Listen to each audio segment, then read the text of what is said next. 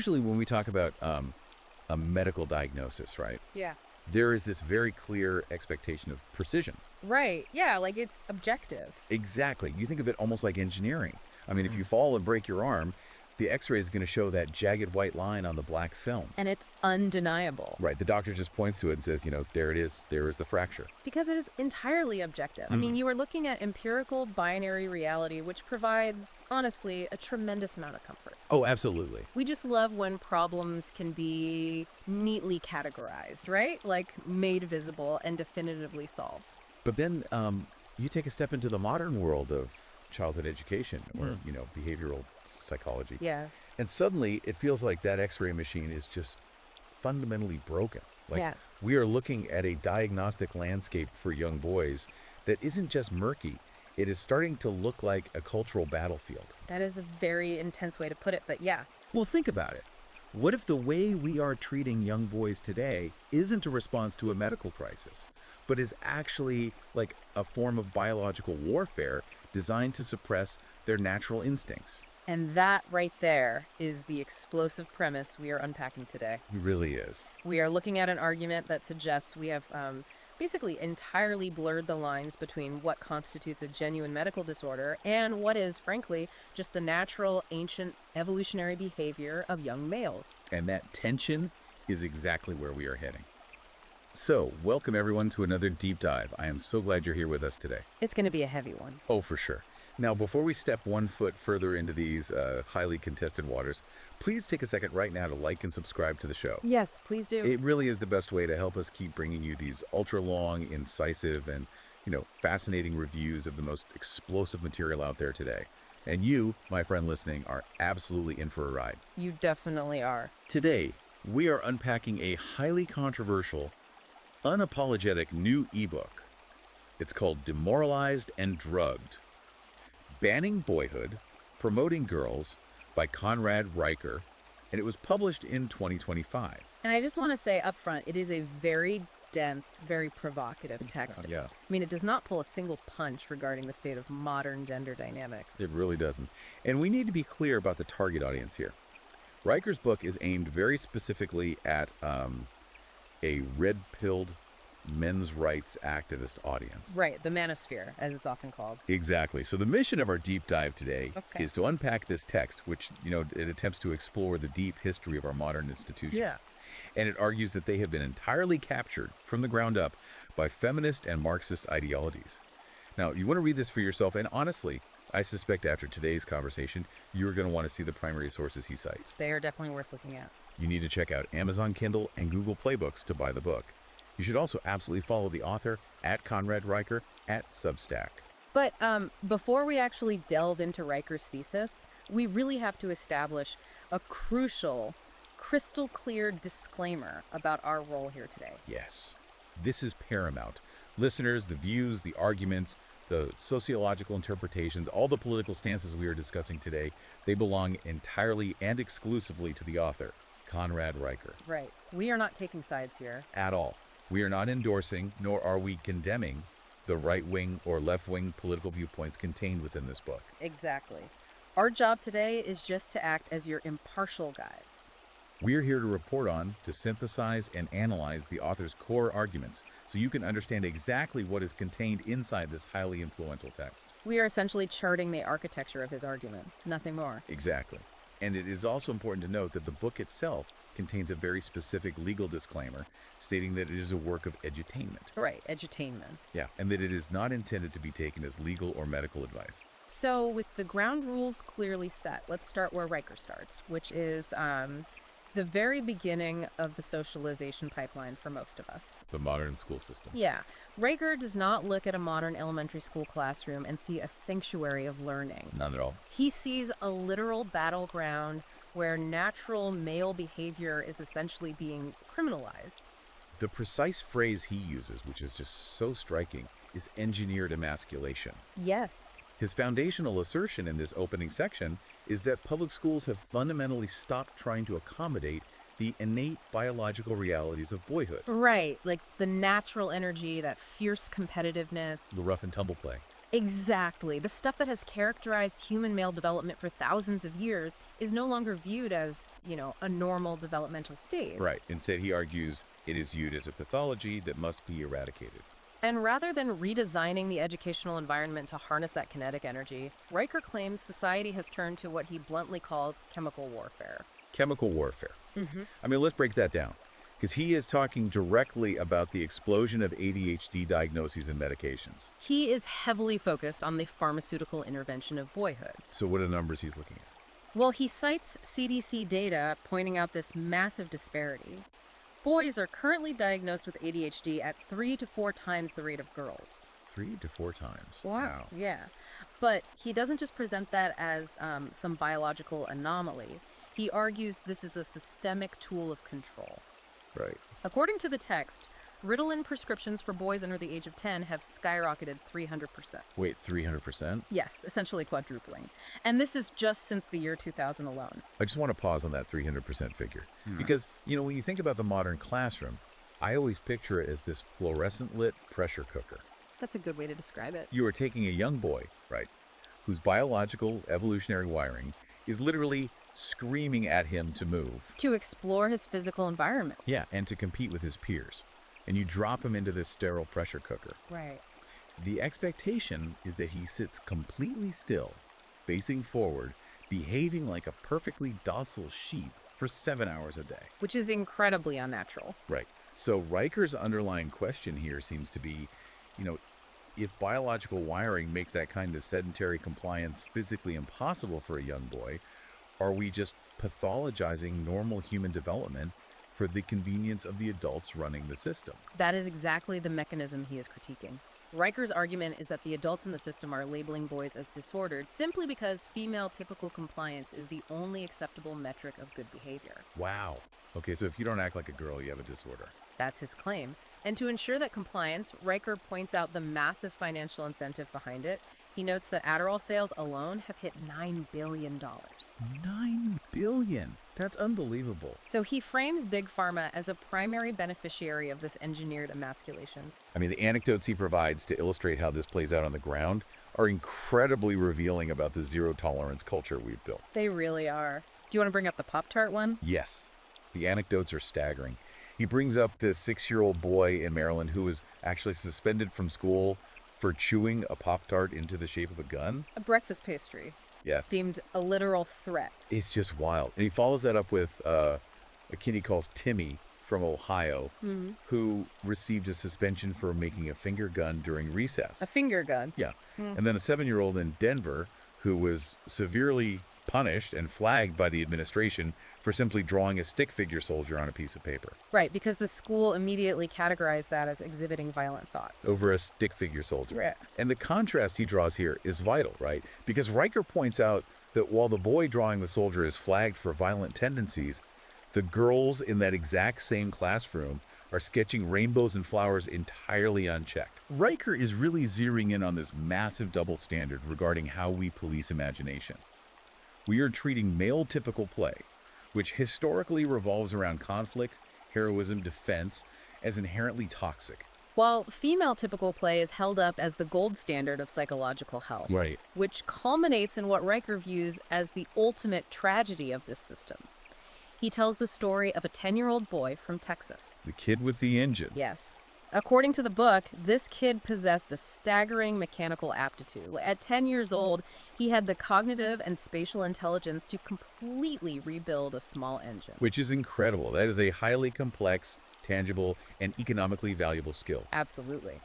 But because his mind didn't work well within the confines of a rigid, passive reading block, he was deemed disruptive. Yeah, what was the solution? He was put on a heavy dose of Adderall. Of course. Riker writes that this boy, who used to take apart engines with intense focus, now just sits quietly in his room, completely zoned out, staring blankly at TikTok. That is so depressing. Riker's point is that the medication didn't fix a deficit. According to him, it chemically pacified his natural drive. So if we zoom out from the individual tragedies, what does Riker say this means for us on a macro level? Because I noticed he doesn't just critique the American system in a vacuum. No, he doesn't. He heavily contrasts the West with how other nations are handling male education. Yeah, this is where Riker really elevates the argument from just a domestic culture war to a matter of geopolitical survival. Okay, how so? Well, he contrasts the American system directly with Finland's approach to education. Right, the Finland example. In Finland, according to the research Riker cites, schools actually recognize male biology. Boys are literally allowed and encouraged to go outside and chop wood between their academic classes. Wait, they actually let them chop wood? Yes. They're provided a sanctioned, physical, destructive yet productive outlet for that spiking testosterone. And what is the academic result of letting boys chop wood? Riker states that Finland boasts a zero literacy gap between boys and girls. 0. That's amazing. Yeah, by accommodating the physical reality of boys, they preserve their academic engagement. So then he pivots back to the United States, right? Yes, specifically highlighting Detroit, where the administration's solution to restless, fidgety boys wasn't to give them an outlet. What did they do? They simply removed the desks entirely so the kids could just stand in place while doing worksheets. You're kidding, they just took the desks away. That's what the book claims. And the outcome of that system, a staggering 47% male illiteracy rate. 47%. Back me, Brad. Half the boys can't read. Exactly. So Riker uses this stark contrast to argue that prioritizing administrative compliance over actual biological development is, in his words, a form of educational malpractice that is actively destroying male potential. Okay, so if this suppression of physical energy in the classroom is the first front of the war, Yep. right? Riker argues it bleeds directly to the actual curriculum. It does. Like, if you restrict how boys behave, the next logical step is restricting what they are allowed to learn about themselves. Right. Which moves us into his assertion that the education system is systematically erasing male achievements from history. He describes it as the weaponization of education. Weaponization. Yes. Riker's thesis here is that historical frameworks are being intentionally rewritten by ideological committees to scrub male heroes from the record. And to retrospectively reframe male genius and conquest as something inherently oppressive. Right. Exactly. The specific examples he pulls from the curriculum changes are really fascinating. Yeah. He points directly to California's 2017 educational curriculum framework. Oh, this was a big one. According to the book, the state actively replaced 60 specific male historical figures with broad, gender-neutral collective groups. Just completely erase them. Yeah.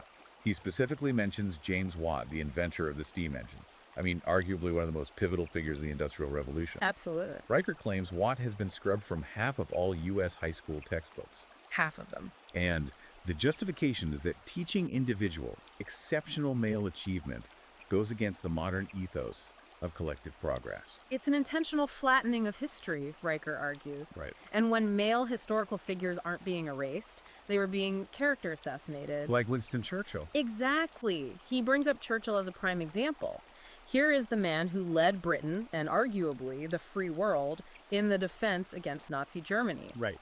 Yet, Riker notes that institutions like the Imperial War Museum now prominently label Churchill as a white supremacist, focusing entirely on his colonial views while diminishing his existential defense of the West. But to show the ideological double standard, Riker points out how feminist historians currently treat Melita Norwood. Right. Let's talk about her. For those who don't know, Melita Norwood was the British civil servant who operated as a KGB spy. Yeah, exactly. A woman who actively sold nuclear secrets to Joseph Stalin's regime for decades. Which is massive treason. But Riker notes that in modern progressive historical framing, Norwood is frequently celebrated or romanticized as courageous and rebellious against a patriarchal state.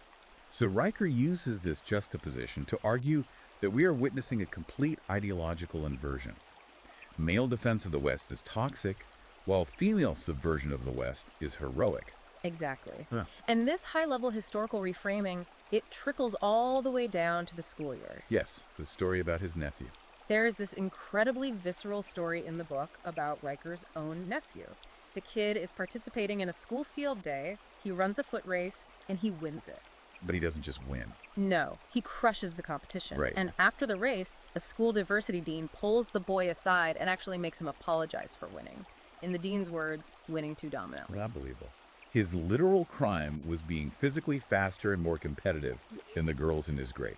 Which perfectly encapsulates Riker's point about the active penalization of male excellence. Society is no longer teaching boys to temper their strength with virtue. It is teaching them that their strength is a sin. And this bias isn't just anecdotal. Like, Riker backs this up with quantitative data. He cites a 2022 study from the Journal of Educational Psychology. And what did they find?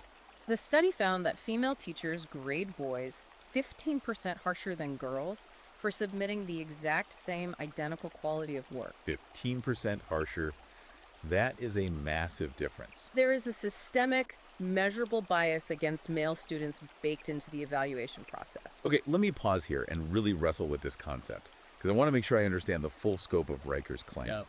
He is saying that modern society wants to completely crush masculinity, labeling it toxic. Yes. But at the same time, if the power grid goes down, or a war breaks out, or a house is on fire, society absolutely expects those same men to show up as fierce, stoic protectors. They absolutely do. Like, they want a Navy SEAL in a crisis, but they demand a docile, vegan yoga instructor at home. That's a great way to put it.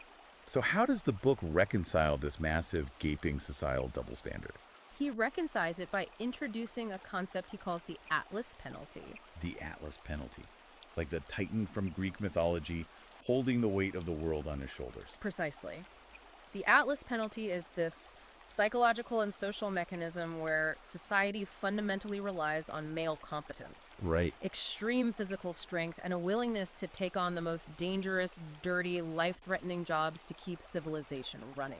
Like, we need men to climb the power lines in a hurricane. Exactly. But instead of rewarding or honoring that sacrifice, society taxes it. It pathologizes the very cognitive and biological traits, aggression, extreme competitiveness, stoicism, risk tolerance, that are absolutely required to perform those hard jobs in the first place. Riker argues that the West is essentially demanding all the benefits and safety provided by traditional masculinity, while actively despising and legally penalizing the men who exhibit it. And the geopolitical warning here is that you can't sustain that paradox forever. You cannot. Riker points out the fatal vulnerability this creates on the global stage.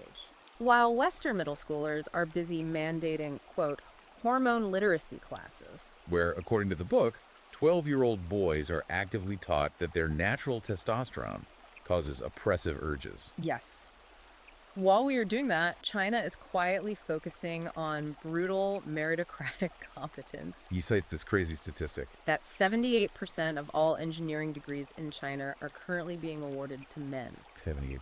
His warning is that the West is raising a generation of apologetic, heavily medicated boys who hate their own biology. While our geopolitical rivals are mastering quantum computing, building hypersonic missiles, and securing global infrastructure. It's very sobering contrast. Which paints this really bleak picture of what happens when these boys finally age out of the school system and enter adulthood. Right. Because if you spend 18 years telling a demographic they are inherently defective, what happens when they are expected to participate in adult societal structures?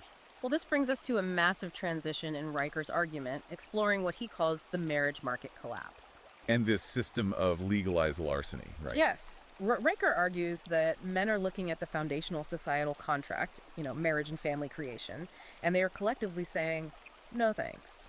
So the focus of his analysis shifts heavily here toward the legal frameworks and social dynamics governing modern relationships. He argues that young men are abandoning marriage en masse, not because they are immature, but because they are highly rational actors. Right. They realize the family court system and modern dating ecosystems are fundamentally rigged against them. Let's define one of the major cultural phenomena he explores to back this up. MGTOW. Yes, men going their own way. The book cites a 300% surge in this movement. And for the listener who might not be familiar with this corner of the internet, Riker isn't describing guys who just can't get a date. Right? Yeah, not at all. He frames MGTOW as a calculated, rational labor strike. A labor strike. That is the crucial distinction. Riker views MGTOW as an economic and biological boycott. Men are recognizing that the return on investment for participating in traditional relationships has plummeted. And he uses incredibly stark statistics to build this case. He really does. He points out that women currently initiate roughly 80% of all divorces. 80%. And when those divorces invariably hit the family courts, mothers are awarded primary custody in 83 to 90% of all cases. So Riker argues that the modern family court system does not view fathers as equal parents necessary for child development, No, it views them merely as utility providers, or ATMs. designed to extract resources while entirely erasing their paternal authority. And to ground those statistics, the anecdotes he shares are just brutal. They are heartbreaking. He talks about a man named Bill from Sheffield. Right, the blue-collar electrician. Yeah, so Bill ended up losing total custody of his children despite the fact that the court eventually found the abuse claims leveled against him by his ex-wife were completely fabricated. Completely made up. And there were zero consequences for the false allegations. None. But his relationship with his kids was destroyed anyway. And then there's Mike. Riker uses Mike as the archetype of what the manosphere calls the beta provider. Okay, let's define that term for clarity, because it's central to Riker's economic argument. In this context, a beta provider is a man who provides stable financial resources, loyalty, and support, but lacks the raw, primal physical attraction or dominant traits associated with alpha males. Right, so Mike is the classic good guy on paper. Exactly. According to the book, Mike works tirelessly to fund his wife's PhD program for 7 years. He is the ultimate supportive husband. And what does he get as a reward the moment she graduates? Divorce papers. Yep. She immediately leaves him for an alpha professor in her new department. And Mike is legally forced to pay her alimony out of his income while he moves into a tiny studio apartment.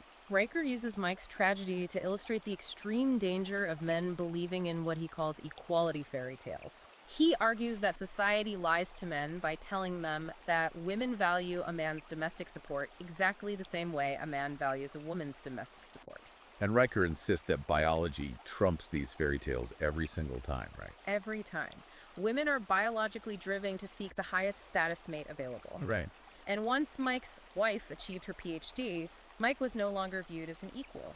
He was viewed as a stepping stone. Which leads to Riker's fascinating economic analogy of the sperm bank economy. This was one of the most striking comparisons in the entire book. Walk us through the biological market value argument here. Well, Riker looks at the literal free market monetary value placed on male versus female reproduction. Okay. He points out that a healthy, college-educated man can walk into a clinic and be paid roughly $100 to donate sperm. $100. So there's an infinite cheap supply. Meanwhile, women are paying upwards of $15,000 just to freeze a single cycle of their eggs. $15,000. Which, Riker ironically notes, medically have much lower success rates for viable pregnancies than fresh eggs anyway. So he uses this massive price disparity to highlight a fundamental truth, right? Society inherently values female reproductive capital astronomically higher than male reproductive capital. Exactly. And this innate biological disparity is being completely supercharged by modern technology, specifically dating apps. Oh, the dating app data is wild. He looks at Bumble, which is a perfect case study. I mean, Bumble was marketed entirely as this progressive feminist app where women are empowered to make the first move, right? That was the whole pitch. It was supposed to level the playing field. But Riker pulls the actual user data, noting that 87% of women on the app still implicitly expect the man to pay for the date. Regardless of having feminists written right in their bios. And even more telling, 60% of matches on the app expire completely unopened because the women refuse to initiate conversation. Which completely shatters the illusion of egalitarian dating. It really does. And when you look at Tinder, the data becomes even more ruthless. Yes, the Tinder data is where the brutal reality of hypergamy comes into play. I want to define hypergamy quickly for the listener. Yeah, please do. It's the evolutionary psychological drive, particularly in females, to seek a mate of higher socioeconomic status or physical dominance, basically to marry up. Right. And Riker points out that on Tinder, women collectively swipe right on only the top 10% of all men on the platform. Only the top 10%. So the other 90% of men are essentially competing for statistical scraps. It creates what anthropologists are now calling sexual deserts for the average guy. Unless you are in the top decile of height, income, and facial aesthetics, you are completely invisible. Exactly. So connecting all of these threads, hypergamy, dating apps, the immense legal bias of the family courts, what does Riker say is the ultimate cost to society? The ultimate cost is a total systemic strike. This strike. Riker argues that average rational men are looking at the contract of modern marriage and doing a basic risk assessment. And they realize that the absolute best case scenario is that you just break even. You stay married, you work hard, and nothing goes wrong. But the worst case scenario, in his explicit words, is literal slavery. Literal slavery. If the marriage fails, which it has a 50% chance of doing, usually initiated by her.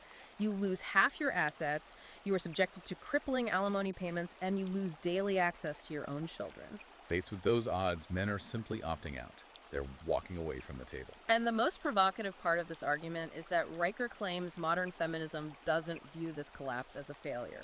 Right. He claims the feminist movement actually relies on this conflict to sustain itself as an industry. Exactly. He asserts that modern feminism requires an endless supply of female victims to justify its own immense funding and bureaucratic existence. He cites the Violence Against Women Act, or VOEA. Yes, noting that it funnels over $500 million annually into female-only services and domestic violence shelters. Meanwhile, male victims of domestic abuse, and Riker points to CDC data showing surprisingly high parity in reciprocal domestic violence rates, are routinely turned away from these state-funded shelters. Right, because they don't fit the ideological narrative. For Riker, this is the definition of a genocracy.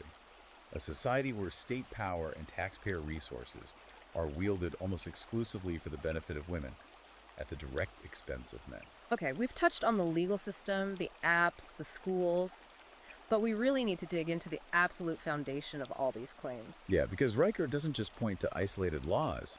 He roots his entire worldview in hard science. Which brings us to a deep dive into the biology debate. Evolutionary truths versus feminist ideology. This is truly the bedrock of the entire book. It is. Riker relies heavily on evolutionary biology and evolutionary psychology to argue that gender equality, the progressive concept that men and women are interchangeable, socially constructed blank slates, is not just wrong.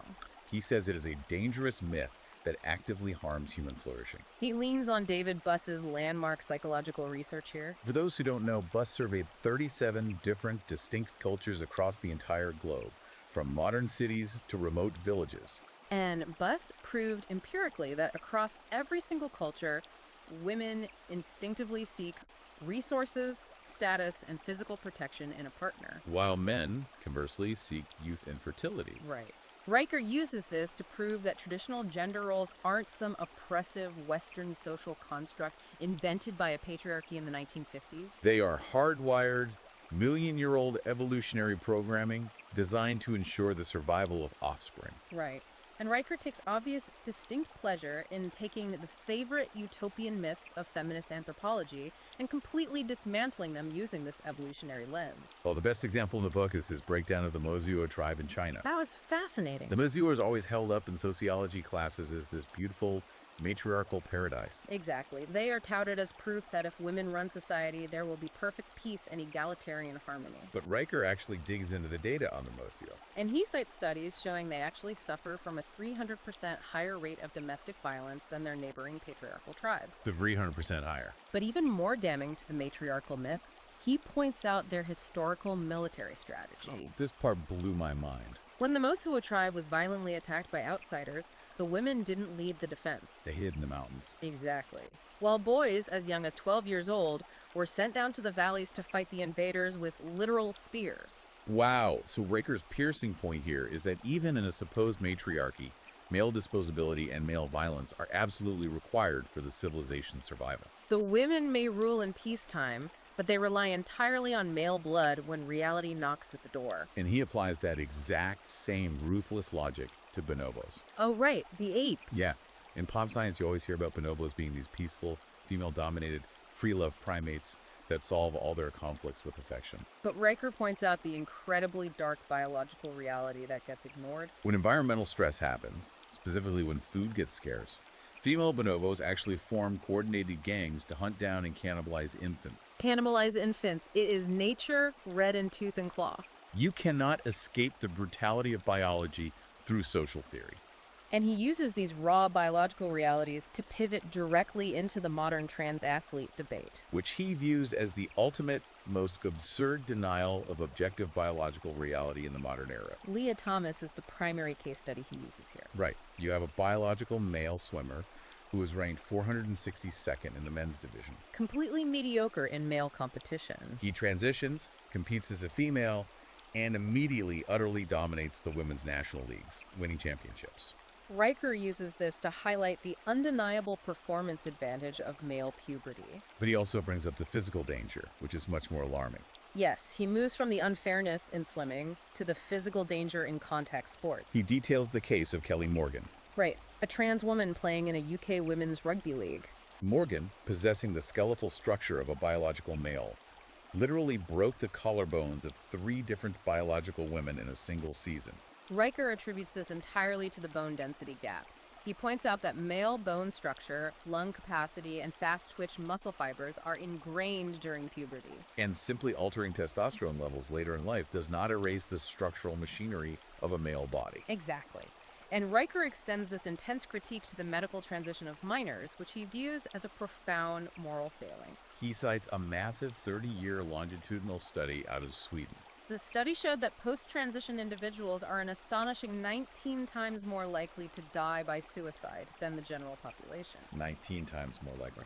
For Riker, looking at this data, the push to give confused children puberty blockers and irreversible surgeries isn't healthcare. He calls it medical malpractice driven by ideological zealotry, completely untethered from biological science. Now here is where his argument got really interesting to me. Yeah. Because he tries to distill all of this complex biology into a simple operational framework for how men operate. Yes, the 3Fs framework. Fight, feed, and fuck. It's blunt, it's visceral, but he argues these are the 3 core, inescapable biological imperatives that drive male behavior. He says that when a sanitized modern society denies these primal instincts, you get the skyrocketing rates of depression we see today. Right. But how does he connect this suppression of primal instinct to the actual physical world we live in, like workplace safety and physical risk? This is where Riker brilliantly connects abstract biology to the concrete infrastructure of our daily lives. He points to data from the Occupational Safety and Health Administration, or OSHA. And that data shows that men make up between 93 and 94% of all workplace fatalities. Men are the ones on the freezing oil rigs in the North Sea. They are deep in the coal mines. They're the ones dangling from high-tension wires during a blizzard. They are doing the incredibly dangerous, dirty jobs that keep the lights on and the water running. Precisely. The book argues that testosterone, the very hormone that modern society claims is the root of all toxic behavior, is the exact evolutionary fuel that compelled men to build skyscrapers, pave interstates, and win world wars. It is the fuel of civilization. But, Riker notes with great alarm, average male testosterone levels have been dropping by roughly 1% every single year since the 1980s. 1% every year. That's a catastrophic decline. He blames it on a combination of endocrine-disrupting environmental factors like microplastics, phytoestrogen-heavy soy diets, and a sedentary culture that actively attacks physical masculinity. Think about what that actually means. If you put a biological hunter, a creature wired by evolution to track game for miles, and defend a tribe into a 6x6 carpeted cubicle and tell him to answer emails for 8 hours. You are going to destroy his soul. But beyond the psychological damage, what does Riker say is the tangible, physical cost of denying this biological reality in the workforce? Riker argues that the cost is human lives. Wow. He states that when corporations and governments replace strict meritocracy and physical capability with diversity, equity, and inclusion quotas, Especially in dangerous, highly technical fields. the results are quite literally catastrophic. He cites a study showing a 300% spike in critical maintenance errors in industrial sectors when equity hires replace seasoned, highly competent male workers. In his view, treating biological reality as a social construct isn't just a misguided academic theory. No, it is a luxury belief system that eventually, inevitably, gets people killed when bridges collapse or planes malfunction. Which brings us perfectly to the environment where a lot of this ideological enforcement actually takes place. Riker focuses heavily on the corporate world. He argues that the modern human resources department is the new front line in the war against men. Let's look at how language is used as a weapon and the concept of corporate sabotage. Riker frames modern HR departments, corporate diversity quotas, and strict linguistic policing not as attempts to create a harmonious workplace, But as deliberate, psychological tools used to demoralize, control, and subjugate men. The most famous, high-profile example he uses to anchor this argument is the case of James Damore. Right, the software engineer who was very publicly fired from Google. And Riker is quick to point out why he was fired. Demore wasn't fired for harassing anyone. He was fired simply for writing an internal memo that cited peer-reviewed mainstream evolutionary psychology and neuroscience studies regarding neurosex differences. He was just trying to scientifically explain why men and women might naturally gravitate toward different roles and preferences within the tech industry. And for committing the crime of citing biology, he was terminated. Riker pairs this with a story of Dr. Robert Chen, a university professor who was fired for refusing to use biologically inaccurate gender-neutral pronouns. Dr. Chen's defense during his hearing, he simply cited a Johns Hopkins medical study confirming the immutable biological reality of sex. Riker uses these high-profile firings to demonstrate that in the corporate world, empirical facts and biological reality are no longer a defense against progressive ideology. But what is perhaps more insidious are the everyday, mundane ways average men are penalized for simply existing. Yeah, he shares a highly relatable story about a corporate employee named Dave. Poor Dave. According to the book, Dave noticed a massive flaw in a female coworker's financial spreadsheet. He stepped in, fixed the complex macro error, and ended up saving his company $20,000. But instead of receiving a bonus or recognition for his competence, the female coworker complained to HR. Dave was formally disciplined and written up for being condescending and making her feel inadequate. It is genuinely mind-boggling. You save the company money, and you get punished for the tone of your competence. And Riker backs up this anecdote with a massive Cambridge study. Researchers analyzed 20,000 different workplace complaints to see where the friction was coming from. And what they found was that female employees are 37% more likely to misinterpret a completely neutral, objective comment as hostile or aggressive. Especially if that comment is delivered by a man with a deep, resonant voice. Which means the corporate structure is literally pathologizing male biology. If you have a deep voice, your neutral communication is automatically classified as a microaggression. It sounds completely Orwellian. Think about the last time you had to sit through a corporate HR seminar. Right. Riker is making the case that terms we hear every day now, like mansplaining or toxic masculinity, aren't real sociological phenomena. They are linguistic weapons, crafted in academia, designed specifically to pathologize male assertiveness and competence. It sounds like he believes HR departments are acting as the new thought police, punishing men for their nature. He absolutely believes that. He highlights how this corporate culture forces men into a psychologically agonizing double bind. How so? Well, to survive in the modern office, men are forced to constantly masculinity signal virtue, meaning they have to sit in unconscious bias seminars, apologize for their innate privilege, and verbally self-flagellate. Yet, at the exact same time, the corporation happily relies on and exploits their traditional, biologically driven male work ethic. The statistics on who is actually doing the heavy lifting are crazy. Let's look at the unpaid overtime stats. Yes, Riker pulls labor data showing that men work an average of 450 extra hours annually compared to women. And they perform 23% more unpaid overtime. So the corporation conceptually neuters the men in the boardroom, forcing them to use the right pronouns and apologize for their deep voices, while simultaneously extracting massive amounts of unpaid labor from them because of their male drive to provide and succeed.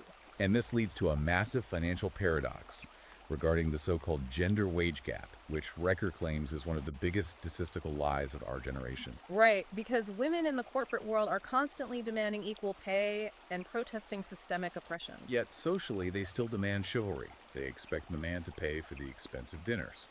But Riker pulls data from the CDC and the Labor Department that completely upends the victim narrative.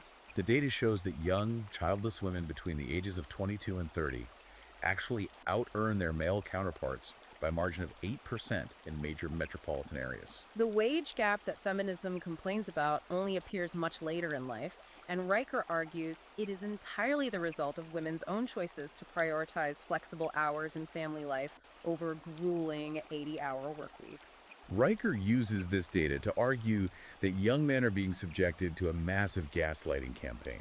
They are told every day that they are the oppressors hoarding all the wealth and privilege, when the statistical reality is that young men are falling behind financially, academically, and socially, while still being crushed by the societal expectation to perform the traditional role of a stoic provider. It is a dizzying, suffocating maze of contradictions. So what is the ultimate macro-level result of all this?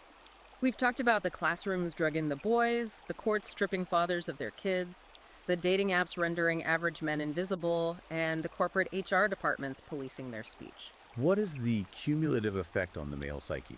Riker calls this phenomenon the purpose vacuum. The purpose vacuum is the existential void that is created when a civilization systematically strips a man of his ancient biological imperatives The drive to protect, to provide, to conquer, and to lead. and replaces those imperatives with a cultural narrative that views his very existence as defective and toxic.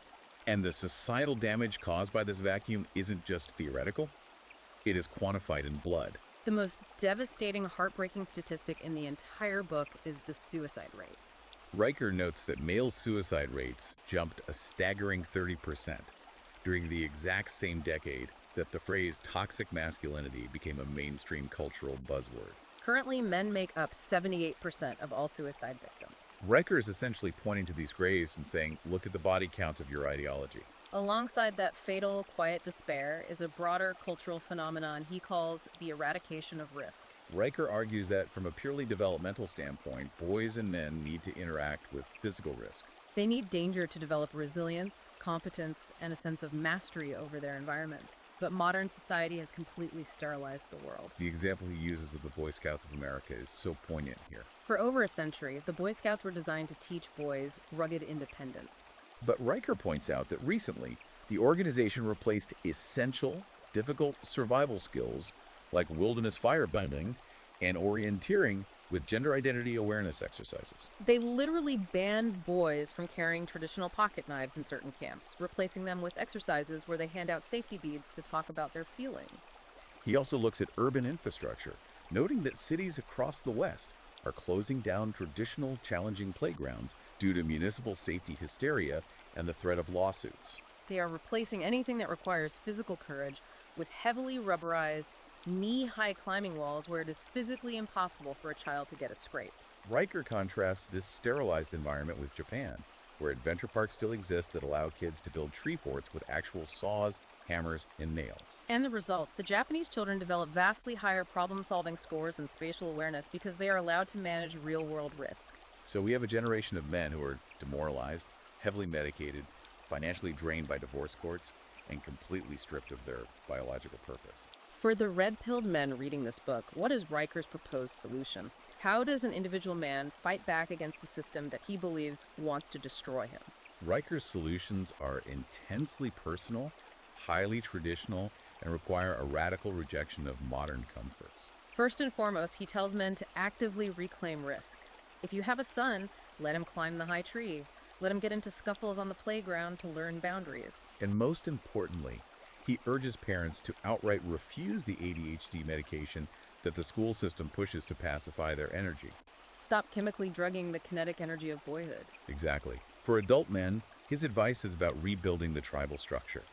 He strongly advocates for forming tight, exclusive mentorship circles and male-only fraternities. He wants men to rebuild the concept of brotherhood that has been lost to digital isolation. On a physical level, his advice is simple.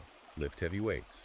Build physical strength to reconnect with your biology. And he has incredibly harsh, uncompromising words for how men consume modern media and technology. Yes, he explicitly commands men to immediately delete all dating apps from their phones. He views Tinder and Bumble not as tools for connection, but as rigged psychological slot machines designed to destroy male self-esteem while enriching tech companies. He also tells them to cancel their streaming services, specifically calling Netflix beta propaganda that constantly portrays men as either bumbling idiots or toxic villains. Instead of binge-watching television, he advises men to read the ancient Stoics, like Marcus Aurelius, to build the mental fortitude required to survive in a hostile culture. He doesn't just offer theory, though. He points to a real-world group that is actively implementing this philosophy. The Warrior Poet Society.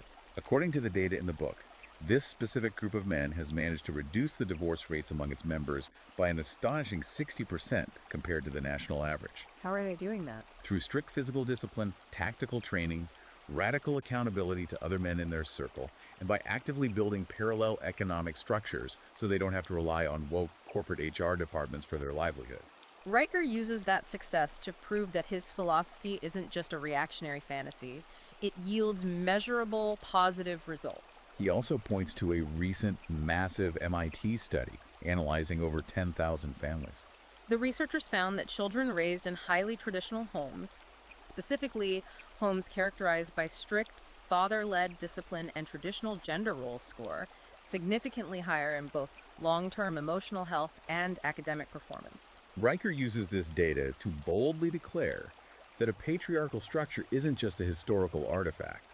It is empirically better for the psychological development of the next generation. So, to summarize the ultimate macro-level warning of this entire book, Riker takes a step back and looks at the broad sweep of human history. He looks at the fall of Sparta, the collapse of the Roman Empire, the dissolution of the Soviet Union. what exactly is the historical pattern he is warning us about? The book's core historical thesis is brutally simple and terrifying.